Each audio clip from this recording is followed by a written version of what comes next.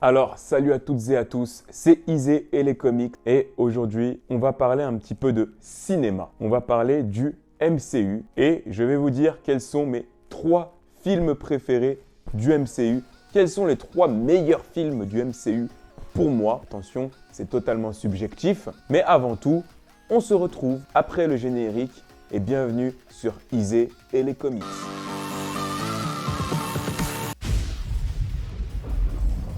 Alors mes 3 films du MCU préférés, on va commencer par le 3e et finir par le premier. Celui que je mettrai à la 3e position, c'est Captain America The First Avengers. Et oui, on ressort les Blu-ray.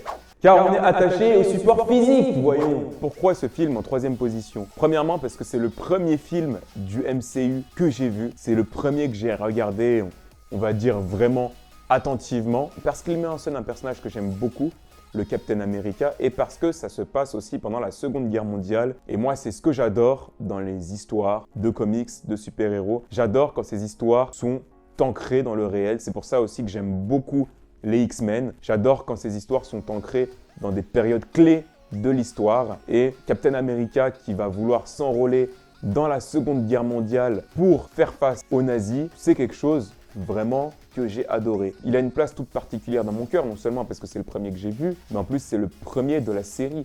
Le premier qui va lancer tout le Marvel Cinematic Universe. Alors quand je dis le premier, c'est pas le premier qui est sorti, mais c'est le film qu'il faut regarder en premier dans le Marvel Cinematic Universe. C'est celui qui se passe en premier et qui va lancer tous les événements qu'il va y avoir après. Vous voyez ce que je veux dire? Je trouve que l'antagoniste, le Crâne Rouge, est aussi très bien travaillé. On comprend très bien sa dualité avec Captain America. C'est un parfait némésis. Pour ceux qui ne le savent pas, une némésis est un procédé littéraire qui consiste à créer un personnage rival ou ennemi qui est l'exact opposé du héros en termes de valeurs et de croyances. Ce procédé est beaucoup utilisé pour créer des personnages dans le monde des super-héros. La relation qu'entretient Captain America avec l'agent Carter aussi est vraiment intéressante. Là, agent Carter n'est pas juste une demoiselle en détresse, elle fait partie du système, elle va tomber amoureuse de Captain America et ça va être une histoire qui va finir tragiquement parce qu'au final, elle va le penser mort alors qu'en fait, il ne l'est pas, il va être retrouvé, sauf qu'elle a totalement vieilli et Captain America va se retrouver dans un monde qui a totalement évolué et c'est un petit peu là toute l'histoire du personnage. Donc voilà pourquoi je mets ce film en 3e position dans mon top. En 2e position,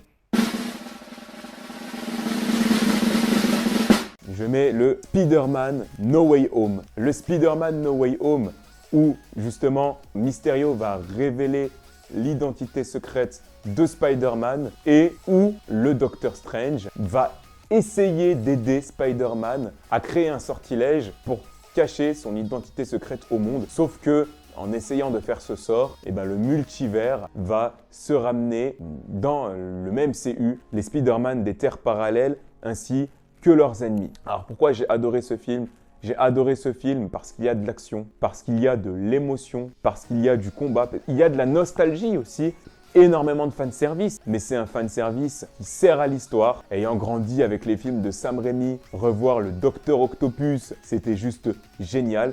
Les personnages sont très bien traités aussi, par exemple le Docteur Octopus, on voit qu'il n'est pas juste méchant, on voit vraiment que c'est ses bras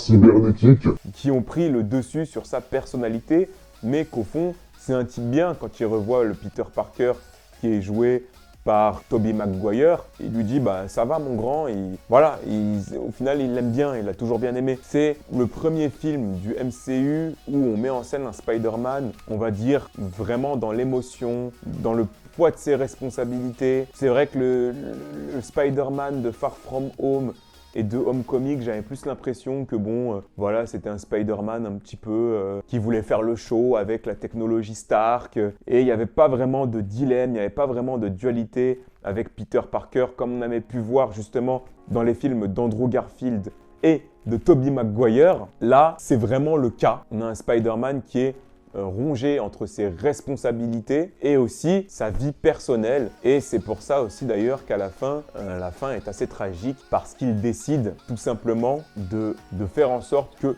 tout le monde l'oublie tout simplement. Les gens savent qui est Spider-Man, mais ils ne savent pas qui est Peter Parker, notamment ses amis. C'est un film aussi qui laisse beaucoup de pistes pour la suite du MCU. On a vu qu'un certain symbiote allait être installé dans la terre des super-héros, qu'un futur Venom, qui sait. Peut-être que le MCU pourrait recruter Venom, entre guillemets, malgré que Venom, c'est Spider-Man, les droits sont chez Sony, mais bon, comme ils ont bien eu Spider-Man, ils pourraient peut-être avoir Venom. D'ailleurs, un petit message, si vous pouvez aussi avoir les 4 Fantastiques et Magneto, je kifferais. Vraiment, je kifferais. En tout cas, voilà, c'est le premier Spider-Man du MCU qui a vraiment des enjeux dramatiques et c'est pour ça que j'aime le personnage. Le premier film que je mets en premier dans mes films préférés du MCU, attention, roulement de tambour. Avant de donner le numéro 1, je distribue une mention honorable au premier volet des Gardiens de la Galaxie dont l'humour et la fraîcheur m'ont énormément plu. Mais aussi à Infinity War, qui est mon film Avengers préféré. Thanos, qui est le boss final que les héros doivent affronter à la fin de la phase 3, fait vraiment le café et le fait qu'il gagne à la fin permet au film de vraiment se démarquer. Le Capitaine America Civil War. Alors Civil War, c'est pour l'instant mon film du MCU préféré. Je ne m'avancerai pas à dire que c'est mon film Marvel préféré, mais c'est mon film du MCU préféré. Pour moi, dans ce film, il y a tout. Tout ce que j'attends d'un film de super-héros. C'est-à-dire qu'il y a des personnages charismatiques, des enjeux, entre guillemets, dramatiques. Il y a des visions opposées, mais au final, on peut à la fois prendre parti pour Captain America et à la fois prendre parti pour Tony Stark. Des combats dantesques, la scène sur l'aéroport où il y a tous ces héros qui se castagnent avec Spider-Man qui arrive. Et c'est juste dingue, cette scène-là, je pourrais me la re-regarder des centaines et des centaines de fois. C'est un film qui a été inspiré du comics, même si c'est pas la même chose que le comics, parce que au final, c'est tout simple, c'est que Tony Stark va culpabiliser vis-à-vis des événements qui se sont passés en Sokovie avec Ultron, et donc va décider de voter une loi qui ferait en sorte que les super-héros soient sous la houlette du gouvernement. Sauf que Captain America, lui, n'est pas d'accord, parce que Captain America, justement, connaît les failles du gouvernement, notamment avec l'Hydra, notamment avec le Shield qui était infiltré par l'Hydra, et lui, il a envie que les super-héros soient indépendants. Donc au final,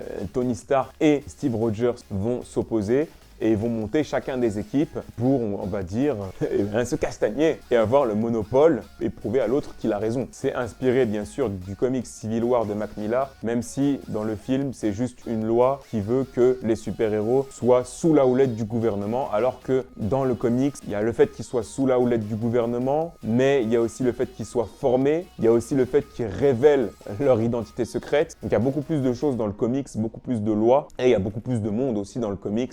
Forcément, dans un film de 2 heures, tu peux pas mettre autant de personnages, et déjà là, tous les personnages qu'ils ont mis, c'est quand même déjà énorme. En tout cas, c'est mon film préféré du MCU pour le moment. Voilà, cette vidéo est finie. N'hésitez pas à vous abonner, à sonner la cloche, à discuter dans les commentaires, comme je vous le dis d'habitude. Pour ceux qui ne me connaissent pas, ici, on est sur Isé et les comics, et on parle de comics sous toutes ses formes, que ce soit dans les comics, le livre d'origine, les séries, les films, mais aussi les jeux vidéo. Donc voilà, si ça vous intéresse, encore une fois, je le répète, n'hésitez pas à vous abonner, à cliquer la cloche, cliquez sur la cloche plutôt. En général, on fait une vidéo par semaine, donc n'hésitez pas à nous rejoindre. Allez, ciao!